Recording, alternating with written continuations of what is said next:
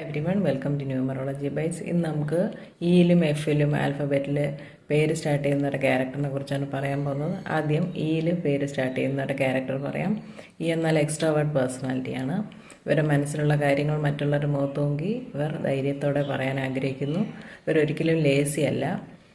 അതുപോലെ തന്നെ പ്രോഗ്രസ്സിലോട്ട് പോകാൻ ഇഷ്ടപ്പെടുന്നവരാണ്. ഇവർ തീർച്ചയായും സക്സസ്സിലെത്തുന്ന ആൾക്കാരാണ്. പക്ഷേ സൊസൈറ്റിയിലെ അന്ധവിശ്വാസങ്ങളെയും പഴയ ആചാരങ്ങളെയൊക്കെ ഇവർ വെറുക്കുന്നു.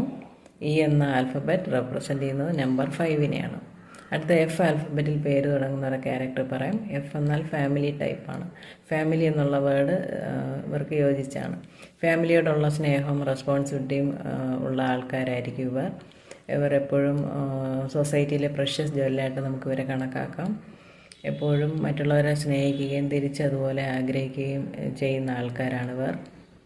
എപ്പോഴും എന്തെങ്കിലും ജോലിയിൽ ഇവർ ബിസി ആയിരിക്കും.